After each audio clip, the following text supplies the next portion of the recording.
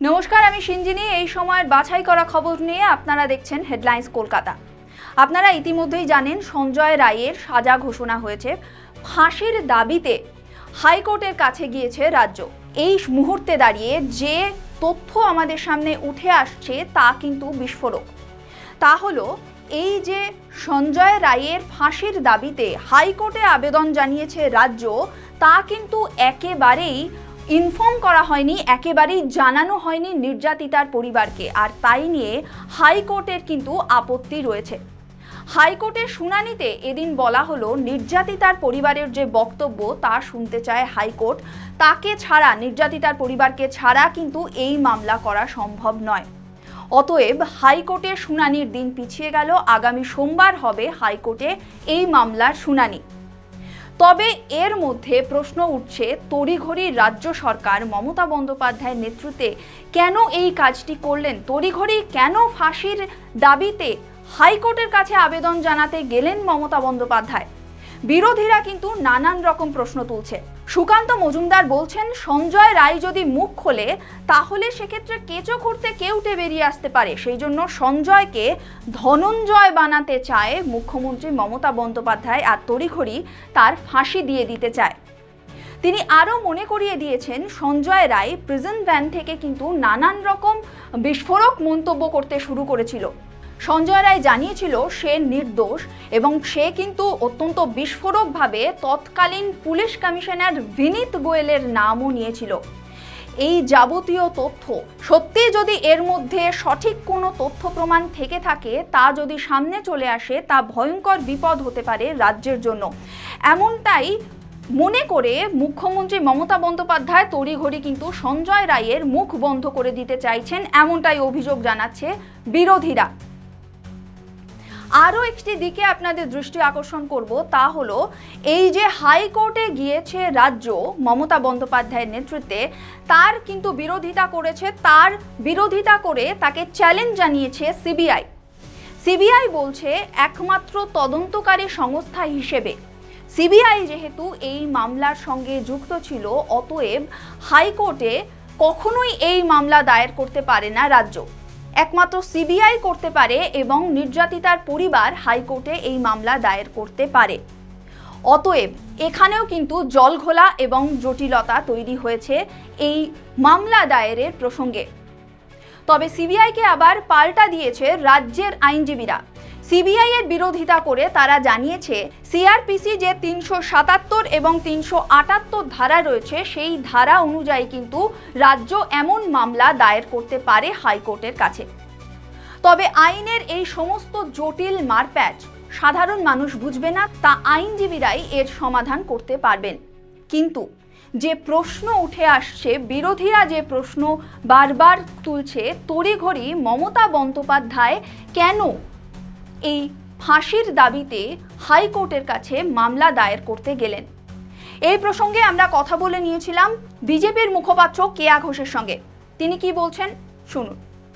দেখুন, বাংলায় একটা প্রবাদ আছে, চোরকে বলি চুরি করতে আর গেরস্তকে বলি ঘর আগলাতে। তো এটা তো তাই হয়েছে। একদিকে যারা মানে যে সরকারের মুখ্যমন্ত্রী তিনি আছেন, সেই সরকার সেই পুলিশ প্রশাসনের বিরুদ্ধে অভিযোগ তথ্য প্রমাণ লোপাটের।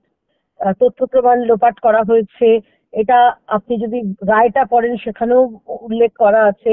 পুলিশের গাফিলতির কথা উল্লেখ করা আছে অন্তত 10টা পাতা জুড়ে। সেই ওই সরকারের মুখ্যমন্ত্রী বলছেন আমরা বিচার দিতে চাই, আমরা দোষীর সাজা দিতে চাই। আসলে বিষয়টা হচ্ছে, সঞ্জয় রায়কে ফাঁসি দেওয়ার জন্য এত তড়িঘড়ি কেন, এত ব্যতিব্যস্ত কেন?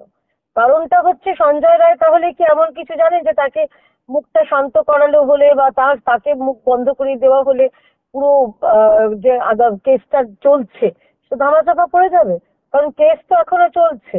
সঞ্জয় রায় সে অভিযুক্ত, অন্যতম অভিযুক্ত অবশ্যই, কিন্তু একা সঞ্জয় রায় তো নয়। এটা তো বিশাল ষড়যন্ত্র, একটা লার্জার কনস্পিরেসি, যেটা মাননীয় বিচারপতিও বলেছেন যে এটা বৃহত্তর ষড়যন্ত্র। তো সেই বৃহত্তর ষড়যন্ত্রে কারা রয়েছে সেটা কি মমতা বন্দ্যোপাধ্যায় চান না অন্য লোকের সম্মুখে আসুক? তো এই প্রশ্নগুলো তো রয়েছে।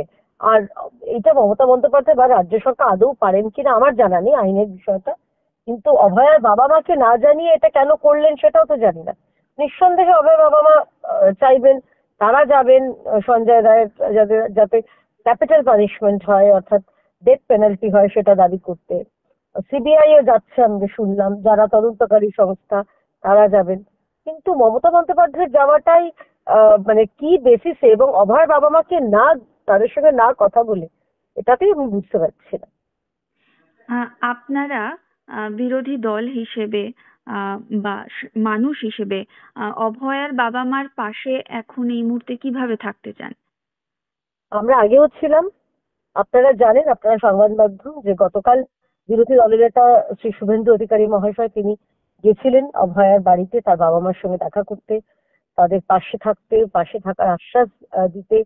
তার সঙ্গে অভয় বাবা মার সঙ্গে আমারও দেখা হয়েছে দুদিন আগেই, যেদিন রায়দান হলো, মাফ করবেন, সাজা ঘোষণা হলো, সেদিনও আমরা প্রত্যেকেই বলেছি স্বাভাবিকভাবেই রাজ্যের প্রতিটা মানুষ আমার মনে হয় এই অভয় পরিবারের পাশেই রয়েছেন, তাদের এই আপনাদের চরমতম কষ্টের পাশে আমরা রয়েছি। এবং আমরাও চাই যে খালি দোষী নয়, দোষী যা সাজা পাক, যারা তথ্য প্রমাণ লোপাট করেছে, যারা অভয়ার এই নির্মম হত্যাকাণ্ডে যাদের প্রত্যক্ষ বা পরোক্ষ মদত ছিল, ইন্ধন ছিল, প্রত্যেকে সাজা পাক, সেটা আমরা চাই। আপনারাও কি ফাঁসির দাবির পক্ষেই রয়েছেন? আমরা তো প্রথম থেকেই বলেছিলাম যে দোষীরা ফাঁসি পাক।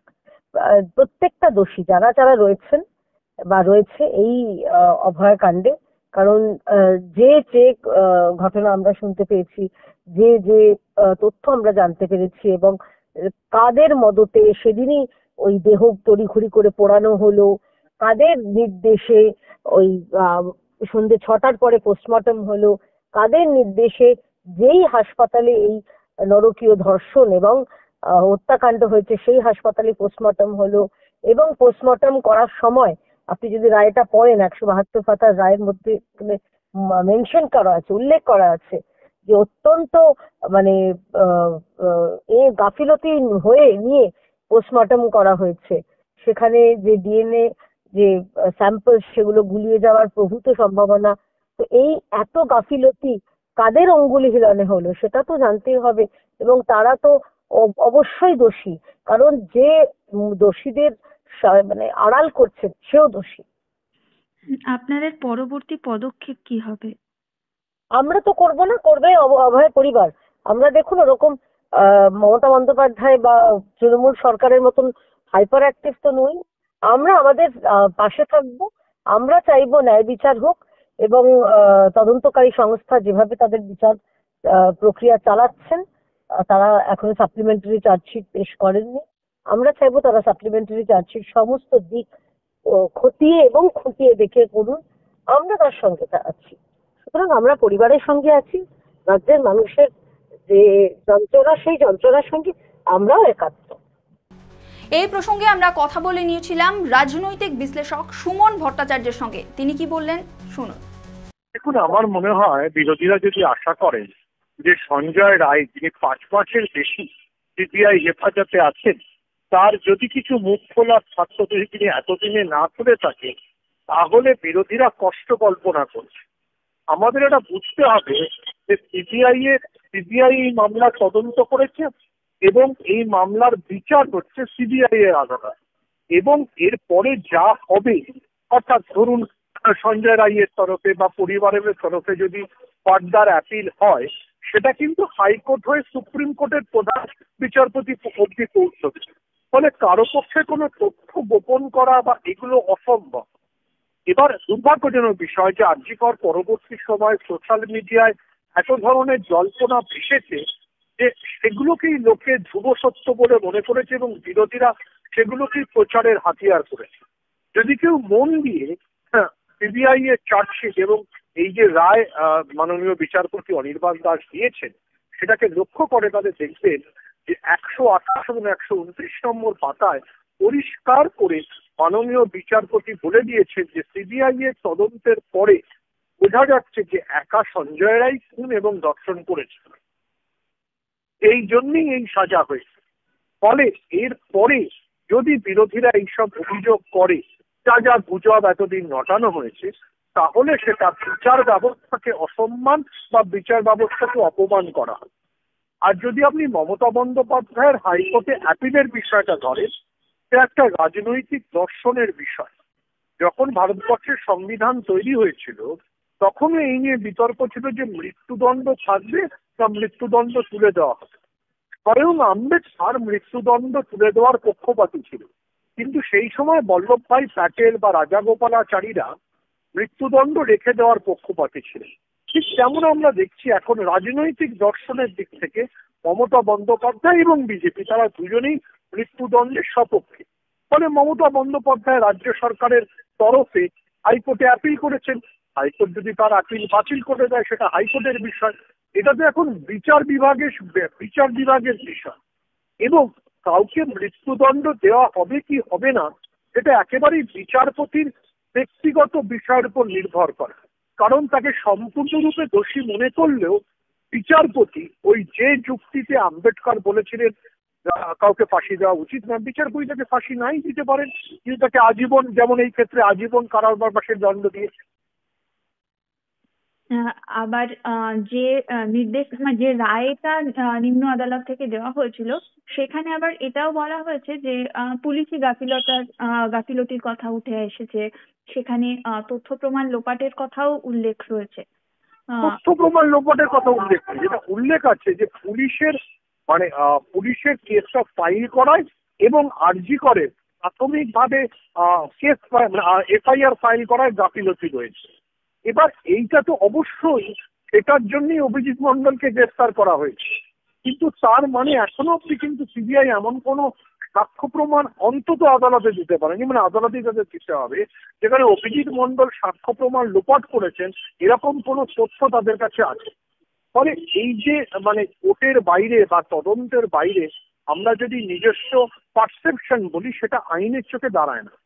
বিরোধীরা প্রথম থেকে বিভ্রান্তিকর বলেছেন, কিন্তু আমাদের মনে রাখতে হবে যে সুপ্রিম কোর্টের নির্দেশে দীর্ঘ 5 মাস ধরে সিবিআই এই মামলা তদন্ত করেছে। সিবিআই এর হেফাজতে সঞ্জয় রায় রয়েছে, সিবিআই এর হেফাজতে সন্দীপ ঘোষ রয়েছে, সিবিআই এর হেফাজতে অভিজিৎ মন্ডল ছিলেন। ফলে সিবিআই এদেরকে জেরা করে যা যা অভিযোগ বিরোধীরা বাইরে করে, এবং আদালতের বাইরে অভিযোগ করলে তো হবে না, আদালতের তথ্য প্রমাণ সেটা সেই সব তথ্য প্রমাণগুলো সিবিআই পেয়ে গেলে নিশ্চয়ই সেটা সিবিআই এর চার্জশিটে থাকতো বা আমরা আদালতের রায় সেগুলো দেখতে পেতাম, কিন্তু আমরা তো আদালতের রায়তে বা সিবিআই এর চার্জশিটে সেগুলো দেখতে পাচ্ছি না। ফলে বিরোধীরা যদি রাস্তায় দাঁড়িয়ে বলেন যে অমুক চোর বা অমুক ধর্ষক, সেটা তো আইনের চোখে প্রমাণিত হবে। আপনারা এতক্ষণ দেখছিলেন এই সময়ের বাছাই করা খবর নিয়ে হেডলাইন্স কলকাতা। আপনাদের মতামত এই পর্ব সম্পর্কে আমাদের কমেন্ট করে জানান। আপনারা জানাতে পারেন আরজি করের যাবতীয় প্রথম থেকে শেষ পর্যন্ত এখনো পর্যন্ত যা যা ঘটনাক্রম চলছে সমস্ত কিছু নিয়ে আপনাদের মতামত কি। যেভাবে সিবিআই এগোচ্ছে, যেভাবে সিবিআই এর তদন্ত প্রক্রিয়া এগিয়েছে, যেভাবে নির্যাতিতার পরিবার এখনো খুশি নয় তদন্ত প্রক্রিয়া নিয়ে, এবং এই মুহূর্তে দাঁড়িয়ে মমতা বন্দ্যোপাধ্যায় হাইকোর্টে গেলেন এই সঞ্জয় রায়ের ফাঁসির দাবিতে, এই সমস্ত কিছু নিয়ে আপনাদের মতামত কি আমাদের কমেন্ট করে জানান। আপনাদের স্বাধীন মতামতের জন্য আমাদের কমেন্ট বক্স সবসময় খোলা রয়েছে। দেখতে থাকুন ক্যালকলিং টিভি।